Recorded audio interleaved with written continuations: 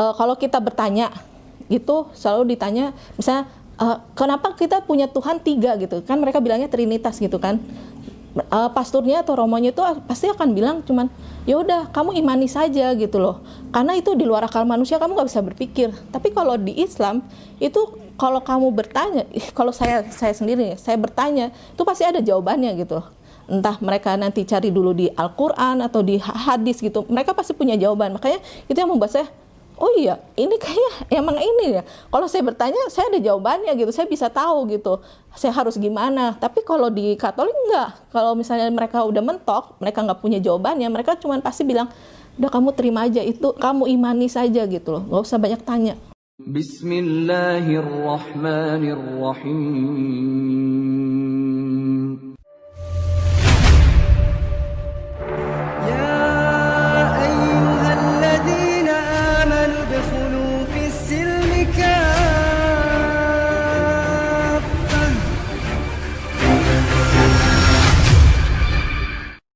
Bismillahirrahmanirrahim. Assalamualaikum, nama saya Linda.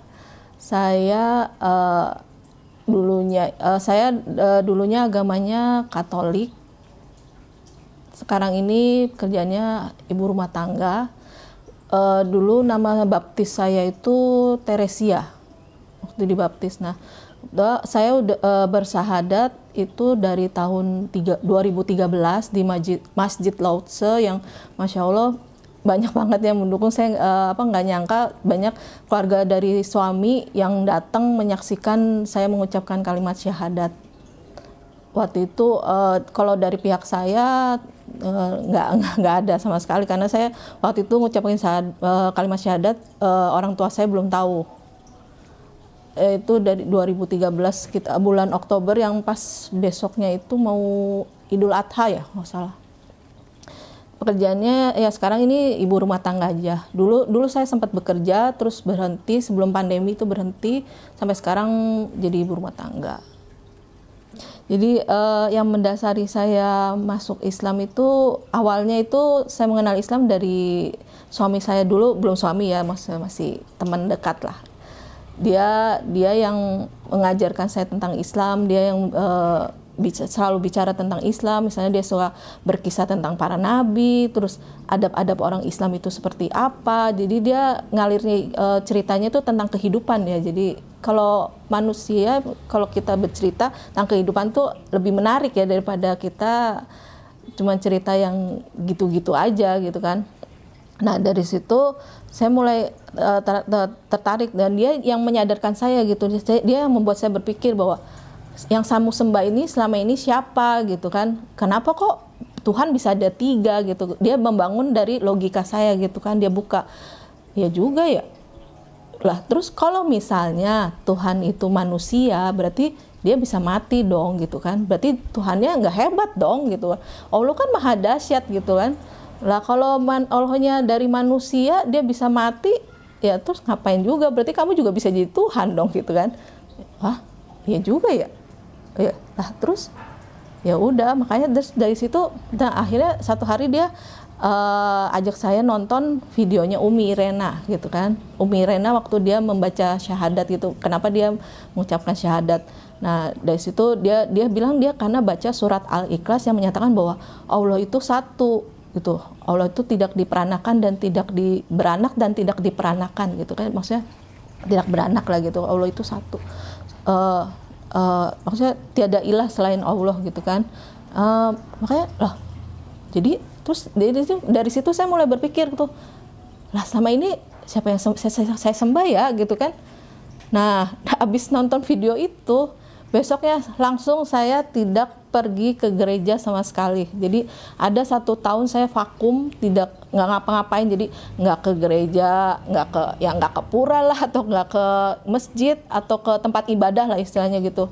Saya diam gitu. Jadi kayak orang ateis gitu, yang Tuhan itu ada nggak sih gitu. Saya pikir, yang suami saya juga bilang, kamu kenapa gitu, yang tadinya orang Katolik taat, yang tiap minggu ke gereja, yang nggak pernah absen gitu istilahnya, ada acara apa di gereja pasti datang gitu, tiba-tiba bless, tidak sama sekali ke gereja, tidak juga mau ke masjid gitu kan. Kamu kenapa? Enggak, saya cuma lagi mikir gitu loh. ini tuh sebenarnya saya selama ini saya sembah tuh siapa gitu kan, Tuhan mana yang saya sembah gitu kan, Tuhan Yesus, Tuhan Bapa, Tuhan Roh Kudus gitu kan. Ya udah makanya, tapi dia nggak memaksa gitu kan, karena dia bilang di Islam itu untuk mengajak orang itu dia tidak ada paksaan, hanya kita boleh bercerita, nanti orang sendiri yang dia akan mendapatkan hidayah gitu, yang tertarik untuk masuk gitu kan. Ya udah, makanya ya udah selama setahun, kurang lebih setahun, terus saya pikir wah ini nggak bisa nih, saya nggak punya agama itu, saya nggak bisa, nanti saya nggak punya tujuan hidup dong, ini buat apa saya hidup gitu kan. Ya udah, akhirnya saya dari situ saya mulai belajar tuh, saya mulai dengar dari YouTube misalnya kajian-kajian gitu, terus dengar cerita dari suami saya nanya juga, saling diskusi gitu, ini tuh di Islam tuh gimana sih gitu kan, mau ngapain aja sih, adab-adabnya tuh ngapain gitu kan. Terus tapi kalau kadang-kadang kalau dari ceritanya dia tuh saya suka pikir, loh selama ini saya juga ada ngerjain juga tuh yang kayak gitu, berarti saya juga udah paling nggak mungkin di dalam hati saya udah mengakui, tapi saya nggak sadar gitu bahwa saya udah Islam gitu kan. Nah dari situ mulai kayaknya oh iya, berarti ini kali, ini adalah agama yang benar kali, yang ditunjuk sama Allah gitu untuk saya anut gitu kan. Sebelumnya terus akhirnya mungkin saya berdoa gitu kan, Allah ya Tuhan, dulu saya, Tuhan tolong tunjukkan mana jalan yang benar gitu kan, apakah saya tetap di Katolik atau saya kembali ke jalan yang benar gitu, yang seperti Allah tunjukkan gitu kan Tuhan.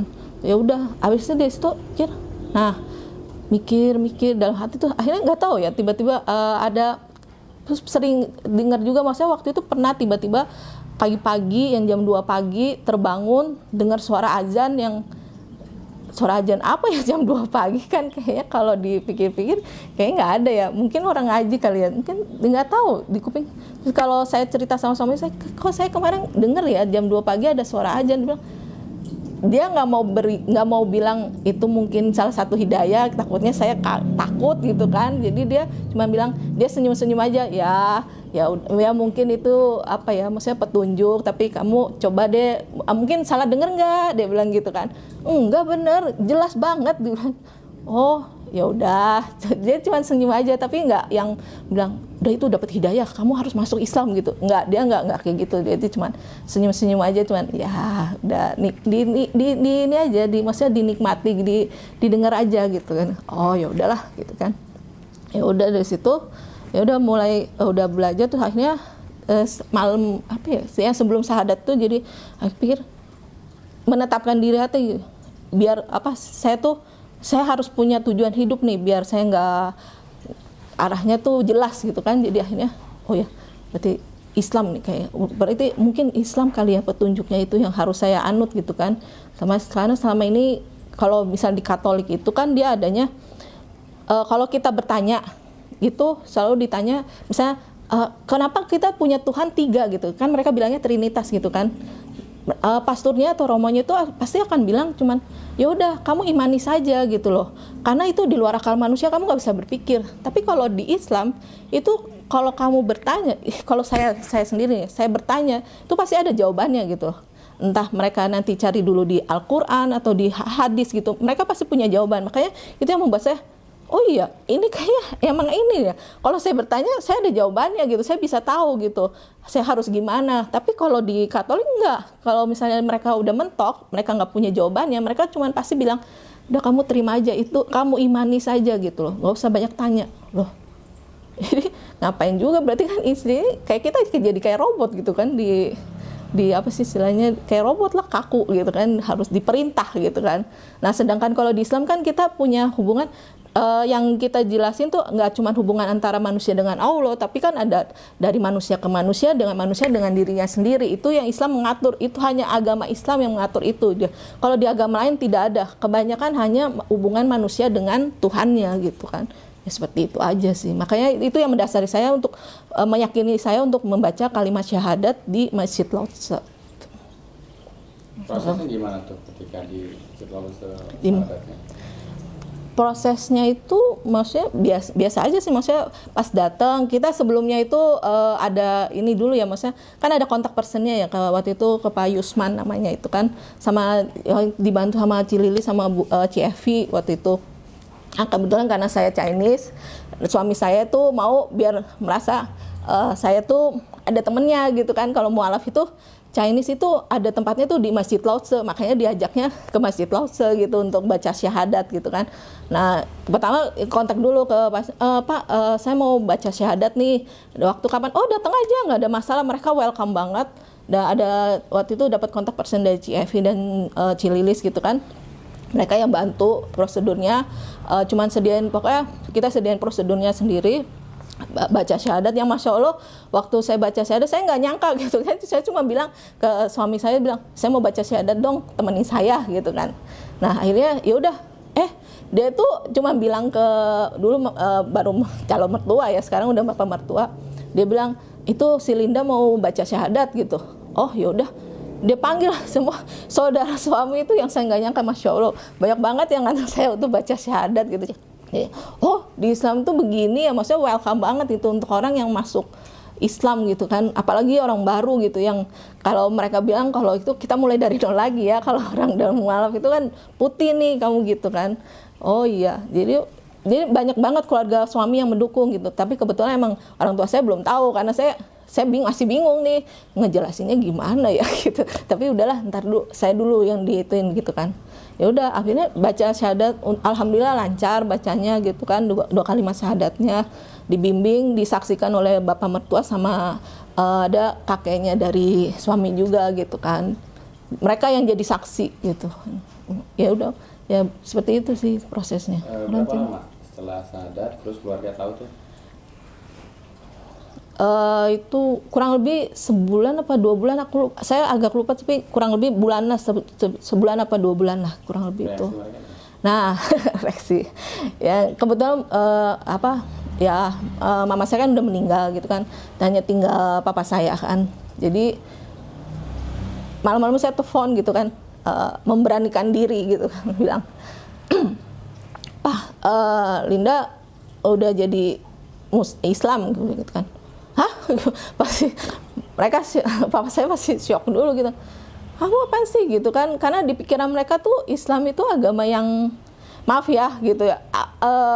Mereka tuh pikir Islam itu agama yang orang jorok gitu ya. Maksudnya ada orang yang tukang sampah lah gitu kan, atau bapak-bapak penjual gitu. Yang mereka lihat yang itu gitu kan. Karena ya Indonesia kan semuanya kan kebanyakan Muslim ya gitu kan. Sebenarnya pekerjaan itu kan banyak gitu, tapi yang kelihatan general itu kan yang kita lihat sehari-hari seperti itu gitu kan. Jadi kok kenapa kamu milih itu, dibilang gitu. Itu kan apa sih, dibilang gitu.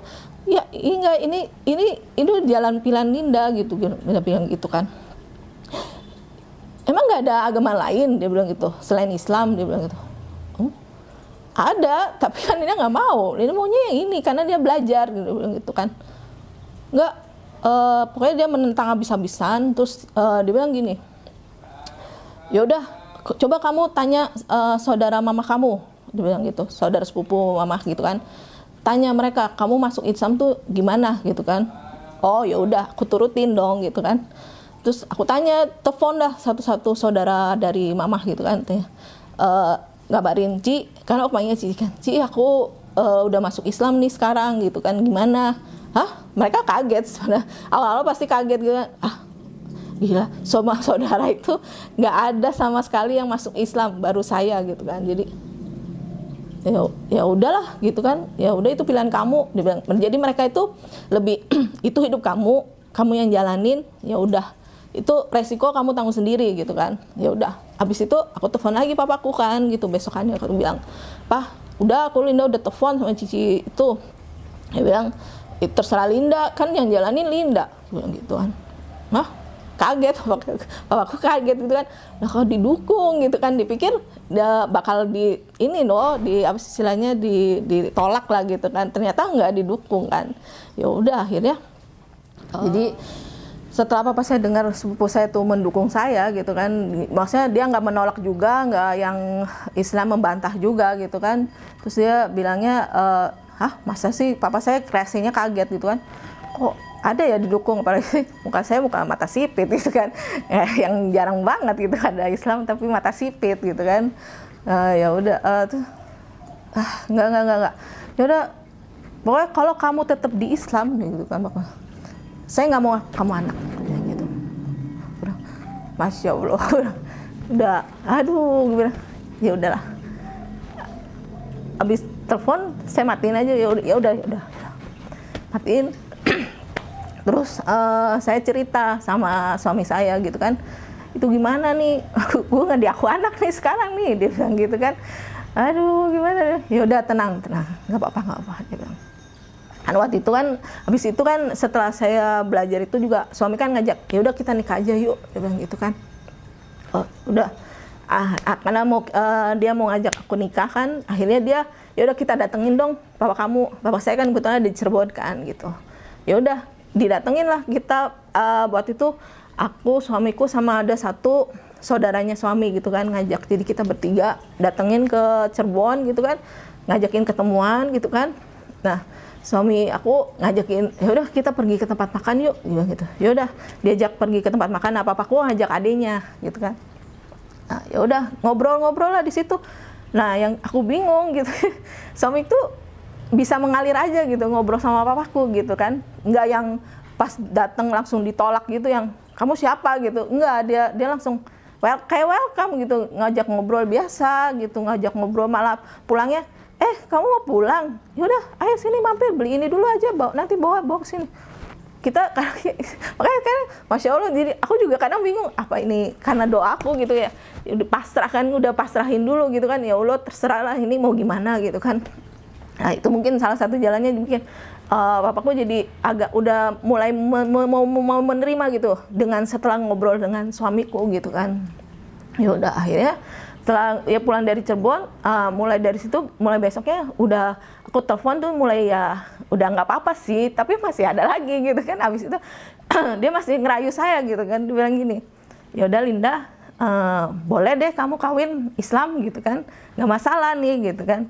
Oh udah seneng nih, sebenarnya udah seneng di hati gitu kan, tiba-tiba tapi ada tapinya gitu kan, tapi nanti kalau kamu udah selesai nikah balik lagi ya. Dia bilang, kok balik lagi Pak, ini emang agama kayak jualan barang bisa yang bolak-balik udah dibeli dikembalikan gitu, nggak bisa, nggak mau, pokoknya Linda mau nikah Islam dan tetap agama Islam gitu.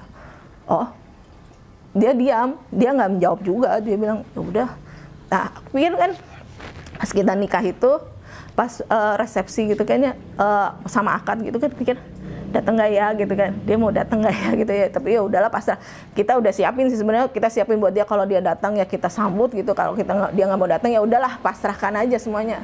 Kita, alhamdulillah Masya Allah dia mau datang gitu, dia ngeliatin proses saya nikah gitu kan, proses resepsinya dia ngikutin, dan akhirnya mungkin setelah dia ngeliatin gitu, kita ngeliatin kitanya welcome gitu, saudara-saudara dari suami juga welcome tuh, ayo ngajakin gitu, ayo Pak sini gitu. Jadi mereka mungkin bapak saya berpikir gitu kayak dia, oh Islam tuh nggak sesuai yang dia pikirkan selama ini gitu kan, ya seperti itu. Alasannya biasanya sebenarnya simpel, karena mereka nggak tahu Islam itu sebenarnya mengajarkan dari segala macam kehidupan, maksudnya segala macam itu di Islam itu ada diajarkan gitu kan. Dan mereka tuh cuman lihat Islam orang oknum yang beragama Islam, yang di luaran itu yang banyaknya mereka cuman tahu, paham, tapi tidak menjalankan adab-adabnya gitu loh, cara-cara Islaminya gitu, yang kadang-kadang masih yang apa sih istilah kalau slengan apa maksudnya, jadi ya kasar lah gitu kan. Kalau misalnya kayak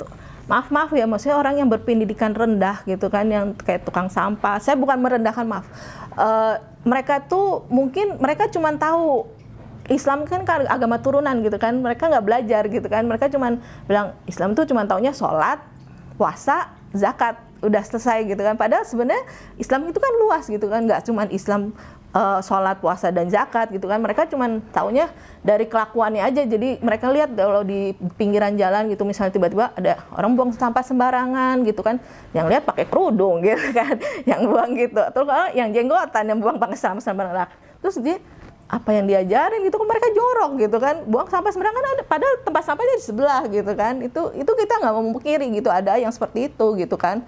Ya mungkin saya dulu juga sebelum Islam juga gitu kan, suka sembarangan. Cuman mereka kan lihatnya di sini Indonesia itu banyak orang Muslim, jadi mereka lihatnya Muslimnya gitu kan. Padahal kalau kita lihat di luar, misalnya di Amerika atau di mana gitu kan, banyak orangnya agamanya Nasrani gitu kan. Yang masuk penjara juga orang Nasrani juga gitu kan. Kalau di sini ya wajar orang Islam juga yang masuk penjara karena kan orang penduduk besarnya orang Muslim gitu, seperti itu. Mereka lihatnya seperti itu gitu. Kalau saya mungkin kalau yang pandangan untuk teroris itu mungkin pernah sekelibat ada gitu ya. Tapi saya tanya gitu sama suami saya, sebenarnya Islam itu emang agama keras itu ya? Kok bisa? Karena kalau saya juga kadang berpikir gitu, kayak di setiap agama itu pasti ada orang yang fanatik gitu kan. Semua itu di setiap agama pasti ada gitu yang membela agamanya gitu kan. Nah, suami saya bilang di Islam nggak mengajarkan untuk jadi teroris gitu. Itu adalah pandangan orang Barat yang ditanamkan gitu loh, istilahnya dogma ke kita bahwa Islam itu teroris gitu. Karena dengan adanya jihad, padahal jihad itu kan bukan jihad yang kita yang apa sih istilahnya bunuh diri di tengah jalan gitu untuk membela agamanya dibilang jihad, bukan, nggak yang seperti itu. Jihad itu artinya luas juga gitu kan. Nah ya seperti itu. Jadi kalau misalnya saya ada pertanyaan gitu yang terlibat itu, saya akan coba cari tahu dan bertanya gitu sama yang lebih berilmu gitu. Kalau untuk tarik diskusi sebenarnya banyak kan, karena dunia itu kan luas gitu kan, kehidupan sehari-hari itu kan banyak masalah yang itu kan. Kalau yang soal poligami saya juga sempat tanya gitu kan, emang di Islam itu poligami itu ini ya, maksudnya karena papa saya itu juga termasuk salah satu yang takut ntar kamu istrinya jadi dua gitu kan, dibilang gitu, poligami gitu kan. Nah, tapi suami itu nyadari maksudnya emang di apa ya namanya, di Al-Quran dibolehkan gitu kan untuk seorang suami beristri dua gitu kan, tapi kan ada syaratnya. Dia bilang nggak bisa sembarangan gitu, karena suami itu punya tanggung jawab yang besar, dia bilang gitu. Jadi terhadap istri, terhadap anaknya gitu, terhadap orang tua gitu kan, itu suami itu tanggung jawabnya besar. Jadi dia mau nambah istri boleh, tapi dia harus pikirin dia bisa nggak gitu loh bertanggung jawab dengan apa yang dia udah pilih gitu kan. Nanti di akhirat itu kan dia pasti ditanya, kamu udah punya istri dua itu, kamu ini bisa nggak adil dengan mereka gitu kan. Terus yang istrinya ridho nggak dengan perlakuan kamu gitu kan. Nah terus udah gitu, terus dia juga cerita maksudnya dengan poligami itu bukan berarti suami itu nggak setia gitu. Setia itu bukan karena kamu, kalau nggak setia berarti kamu ditinggalkan, itu baru namanya tidak setia. Tapi kalau kamu masih didatengin berarti dia masih setia gitu kan, kamu masih diperhatikan. Tapi makanya jadi orang yang berpoligami berarti dia orang yang udah siap gitu untuk tanggung jawabnya ya, seperti itu karena salah satunya gitu. Oh ya itu makanya karena tadi saya juga takut kalau di poligami gimana ya, tapi ya sudahlah, pasrahkan aja sama Allah gitu kan. Kalau yang tahu Allah memang tahu yang terbaik buat saya juga gitu kan. Jalani dulu aja hidupnya gitu kan. Kalau dengan keluarga alhamdulillah udah membaik. Papa saya udah mulai udah nerima saya masuk Islam. Terus malah dia sekarang yang lebih antusias gitu kan. Jadi kalau misalnya kita jalan-jalan sama dia gitu kan, misalnya ke mall atau apa gitu, saya ada rumah makan yang tidak halal gitu, bilang nggak usah cari yang halal. Padahal dia sendiri masih nggak makan yang itu kan. Dia bilang udah nggak usah cari yang lain. Terus dia juga yang sering ingetin, kamu udah sholat belum gitu kan. Dia nggak tahu jamnya tapi udah sholat belum. Kalau nggak, misalnya saya minta izin, Pak sholat dulu, ya sholat sana gitu. Dia yang malah lebih antusias. Dan alhamdulillah sekarang ada adik saya yang udah mualaf juga gitu. Kebetulan papa saya bukan Katolik, dia Buddha. Buddha. Jadi dia Buddha, terus jadi dia nggak ngerayain Natal sih kebetulan, alhamdulillah kan. Jadi dia cuman paling dia tuh kalau Buddha tapi yang Konghucu gitu, yang ke kelenteng gitu ya, dia masih ke kelenteng, terus paling ngerayain ini Imlek aja. Ya paling ya kalau di sini kan di Islam untuk perayaan Imlek itu kan dia tidak ada, masih apa sih ya, masih tengah-tengah ya, masih belum bilang ada larangan untuk merayakan juga ya. Saya sih nggak merayakan, tapi saya cuman untuk itunya saya paling bilang Imlek, selamat Imlek ya gitu kan, gitu itu aja gitu. Ya paling ya itu nggak, kita paling cuman Imlek ya, selamat Imlek gitu aja, nggak yang itu kan. Kalau pas yang itu untuk ucapan Natal saya udah nggak ngucapin juga semenjak saya tahu maksudnya ada dalilnya bahwa kita nggak boleh mengucapkan Natal, langsung saya tidak, oh ya udah saya ikutin, saya tidak mengucapkan lagi gitu kan. Berarti karena kan dibilang kalau kita mengucapkan berarti kita mengiyakan perayaan mereka gitu kan, berarti kita apa ya, maksudnya menyetujui gitu kan. Berarti itu saya belajar di Pondok Mualaf itu dapat infonya pertama dari Kak Deli. Kak Deli kan nyimpan kontak number saya waktu itu. Saya pernah ikut daurah di tempatnya Kak Deli itu. Nah dia nyimpan kontak number saya. Nah waktu ada pengumuman di Pondok Irena buka sekolah santri, dia forward gitu kan. Ini ada sekolah mau ikut nggak gitu kan. Oh ya udah saya coba, saya pikir baca, terus setelah saya diskusi sama suami, boleh nggak saya ikut nih sekolah ini online kok, Zoom gitu.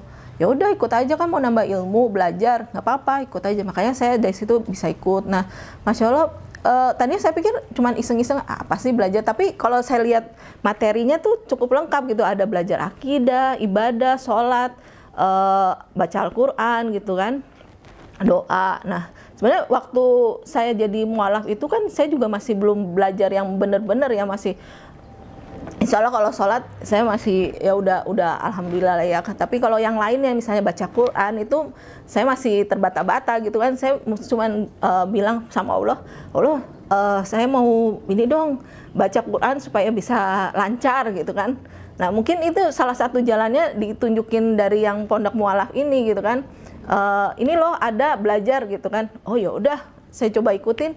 Ya Masya Allah, ya ini masih proses lah ya untuk baca Al-Qur'annya, saya masih proses. Tapi di lain tempatnya saya dapat ilmu lain juga gitu. Ternyata, oh Masya Allah, ternyata Islam itu ini ya indah banget gitu. Maksudnya banyak yang kita bisa ambil gitu ilmunya yang bisa, terus kita juga harus amalkan juga ya. Selain belajar kita juga harus amalkan gitu kan. Karena yang di pondok itu kita disadarkan bahwa jangan cuma belajar, tapi kamu juga harus praktekkan juga supaya kamu nggak lupa gitu apa yang kamu terima. Oh ya juga, iya kadang-kadang gini. Jadi kita suka diskusi sama suami gitu. Kalau di Islam tuh boleh nggak sih gini. Ternyata pas di sekolah dibahas juga. Oh, ada dalilnya. Oh iya begini. Oh iya, yang sama suami bilang kalau itu jadi suka nyambung gitu. Oh iya benar juga. Terus saya juga suka diskusi lagi. Kemarin saya dapatnya ini gitu. Sering sih kalau pas yang kemarin itu pas wisuda di sekolah santri yang mualafah di Irena Center, sering ngobrol di situ. Terusnya saya pernah ikut yang sekolah mualaf di tempat lain juga. Itu juga kadang-kadang ketemu saling ngobrol juga, tanya Masya Allah banyaknya yang lain tuh yang apa tidak, jadi apa sih kayak gelombangnya tuh kayak naik turunnya itu lebih dahsyat gitu kan. Kalau enggak Masya Allah gitu. Kalau saya dengar sebenarnya alhamdulillah, maksudnya kalau saya sendiri itu alhamdulillah, maksudnya nggak jalannya ya Allah kasihnya yang rata gitu kan. Tapi di sisi lain kan setiap manusia itu dapat diuji ya. Kalau saya ujiannya itu bukan karena yang dari keluarga sih mungkin ada, tapi cuma sebentar gitu kan. Tapi lebih banyaknya tuh ke yang kayak dulu saya masih bekerja. Nah, di tempat pekerja saya itu yang saya merasa saya didiskriminasi karena saya mualaf gitu kan. Padahal di sana ada muslim juga gitu kan. Masa coba bayangin gitu kan. Saya dulu waktu saya baru masuk jadi Islam gitu kan, saya belum berani bilang tuh sama orang kantor gitu kan. Karena orang kantor tuh masih ya banyaknya agama yang saya sebelumnya gitu kan. Nah mereka tuh jadi kalau untuk mualaf tuh mereka masih belum familiar gitu kan. Jadi ya udah saya masih, nah saya juga lagi mikir nih kalau sholat saya gimana nih ya gitu kan. Akhirnya saya memberanikan diri. Nah kan di kantor itu belum ada tempat khusus untuk sholat kan, paling di belakang meja. Nah jadi saya ini ada musola di kantor, di gedung kantor. Nah jadi kalau pas udah mau deket azan, saya pasti langsung tiba-tiba lari aja ke bawah gitu kan, ke musola gitu kan. Nah Masya Allah saya dapat teman kantor sebelah, padahal saya belum kenal gitu kan. Saya memberanikan diri berkenalan dengan dia, Mbak, barengan yuk sholat gitu kan. Kira, oh yaudah, dia yang asli. Akhirnya aku jadi kalau mau sholat tuh pasti WA-an sama dia gitu, sholat gitu kan. Nah itu dari situ. Nah karena saya sholatnya itu di bawah gitu kan itu makan waktu kan, dari kantor ke musola, terus dari musola ke kantor lagi gitu kan, balik lagi. Panggillah HRD gitu kan. Padahal yang sholat di musola itu bukan saya aja gitu, teman yang lain juga ada gitu kan. Tapi dia bilang gini, Linda, karena gara-gara saya kalau pulang suka agak tenggo gitu, kadang-kadang tenggo gitu, tapi nggak juga tenggo setiap hari gitu kan. Dibilang gini, Linda kamu nggak boleh pulang tenggo kalau kamu sholatnya di bawah, kamu kan korupsi waktu. Hah? Saya bingung, korupsi waktu dari mana ya? Kan yang sholat bukan saya aja, yang turun juga bukan saya aja, ada yang lain juga yang emang udah muslim dari dulunya, yang mualaf emang cuma saya doang gitu kan. Saya korupsi gitu ya. Ya udahlah, saya cerita sama suami saya dibilang korupsi waktu gara-gara cuman pulang tenggo. Itu semenjak dimasalahkan semenjak saya jadi mualaf gitu. Sebelum saya jadi mualaf itu nyaman-nyaman aja, mau ada promosi jabatan gitu kan, atau apa yang bahagia istilahnya yang bagus-bagus itu kan nggak ada masalah. Tapi semenjak saya sama mualaf, semuanya jadi masalah di situ. Makanya saya bingung, ini apaan sih? Gitu. Ya udah Masya Allah. Terus akhirnya karena saya udahlah kayaknya ini udah nggak bener lah, ini tempat kerjanya suasananya nggak bisa bikin saya nyaman lagi. Terus juga kayaknya kalau mau belajar Islam juga kayaknya gimana gitu kan. Udah saya konsultasi sama suami, saya resign aja ya, gitu. Kan rezeki dari Allah, aku bilang gitu kan. Kalau misalnya mau dapat kerjaan lagi gitu. Ya udah, bener nggak kamu udah yakin lah. Terus saya bawa sholat juga kan gitu. Ya udahlah, saya pasrah ya Allah, udah saya resign aja daripada nanti saya yang rusak gitu kan. Ya udah saya resign dari situ. Nah akhirnya pikir saya mau cari kerja di mana, saya banyak tuh ngelamar lagi. Nah kebetulan waktu itu, nah saya belum berkerudung tuh, pakai fotonya yang saya lamar gitu kan. Adalah panggilan gitu kan. Pas datang tek gitu, ada Cinci pakai kerudung nih datang gitu kan. Cinci pakai kerudung datang tuh, yang wawancara kebetulan matanya sama gitu kan. Dan mereka kaget. Nah, saya salah panggil apa enggak ya gitu kan. Nah, udah wawancara biasa gitu kan. Tahunya yang pulang ya udah, saya udah dalam hati saya udah pikir kayaknya ini udahlah ya sudahlah, pasrah lah ya gitu. Pas pulang saya mau izin ke toilet dong gitu kan. Toilet sebentar dong, saya permisi ke toilet gitu. Oh ya, tunjukin. Apa dong yang mereka lakukan? Diliatin dong, diawasin. Saya cuma ke toilet doang, bang, diawasin pulangnya. Ya apa sih, saya kan nggak ngapa-ngapain. Saya cuma datang dengan niat baik untuk wawancara kerja ini di sini. Cuma ya sudahlah, mungkin itu bagian dari hidup saya, pasrahin aja gitu kan. Ya nikmatin aja. Jadi makanya kenapa jadi sekarang saya menikmati jadi ibu rumah tangga. Mungkin ini salah satu jalan Allah juga gitu, tunjukin buat saya. Udah kamu belajar aja kan, kamu katanya mau baca Quran gitu kan, mau baca Quran yang apa lancar. Ya udah nih kamu sekolah di sini gitu ya. Selalu Allah mudahkan gitu kan. Kayak misalnya belajar di Irena Center misalnya, saya ada kebetulan kan belajarnya intensif ya, Senin sampai Minggu, dan waktunya kan sore sama malam. Nah saya tuh kalau udah komitmen sesuatu gitu kan, ya Allah saya mau belajar serius gitu kan, ya, tolong mudahkan gitu kan. Jadi kalau misalnya ada kebetulan nggak tahu ya, Allah selalu mudahkan gitu. Jadi kalau misalnya tiba-tiba Linda kamu harus ke misalnya anterin mertua saya check up gitu kan pagi, pikir kadang-kadang kalau check up kan kita nggak tahu waktunya ya, takutnya sampai sore atau apa, pikir cuman udah kita pasrahin aja lah. Kalau misalnya emang nggak bisa ya udah izin aja sekolahnya gitu kan.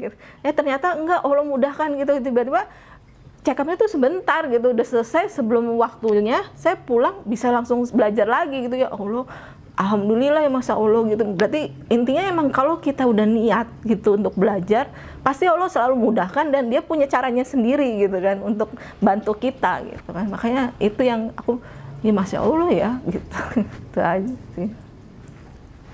Oh iya, banyak sih sebenarnya kalau perubahan menurut saya luar biasa banget. Kalau dulu tuh, kalau bisa dibilang ya, saya tuh orangnya cepet emosi, baper sama emosian gitu kan. Jadi kalau ada orang ngomong dikit yang kayaknya sensitif sama saya langsung pikirin dan saya langsung apaan sih nih orang gitu kan. Terus kalau nggak, dan saya tuh orang yang tidak bisa berbohong dengan ekspresi muka gitu kan. Jadi kalau saya udah nggak suka sama orangnya, pasti udah langsung kelihatan dari mukanya gitu kan, pasti udah auranya udah kelihatan lah gitu ya.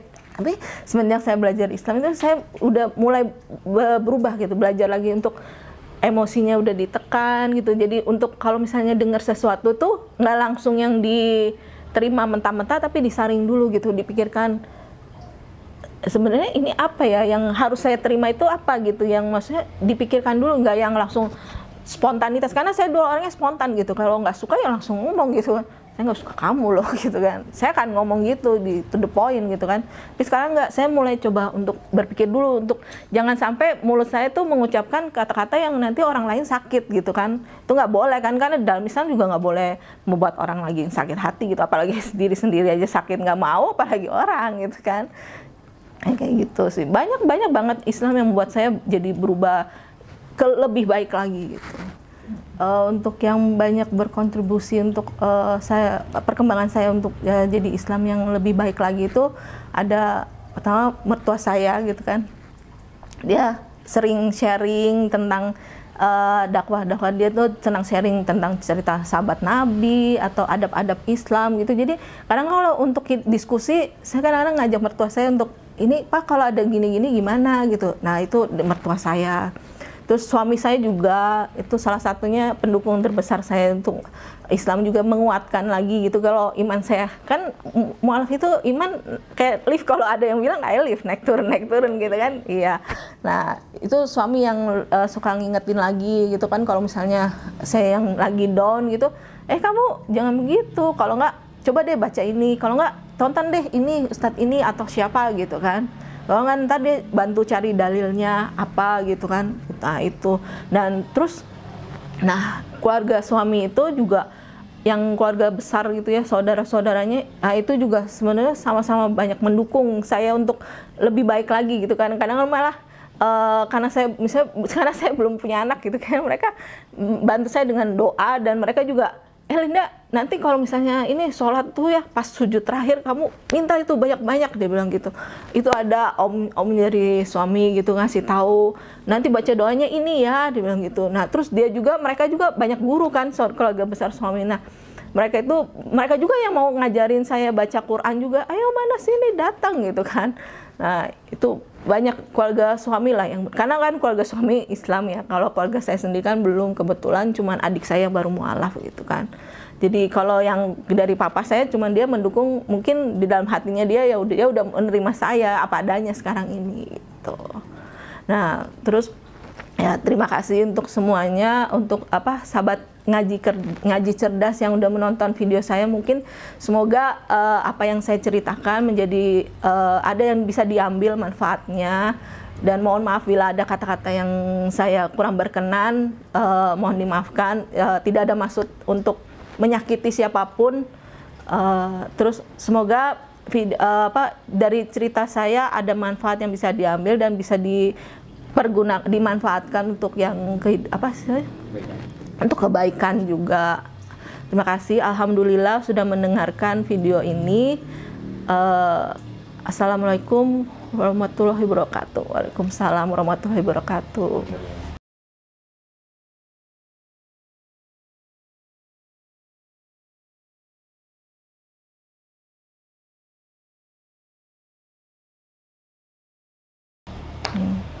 Ibu Udah ya? adiknya dulu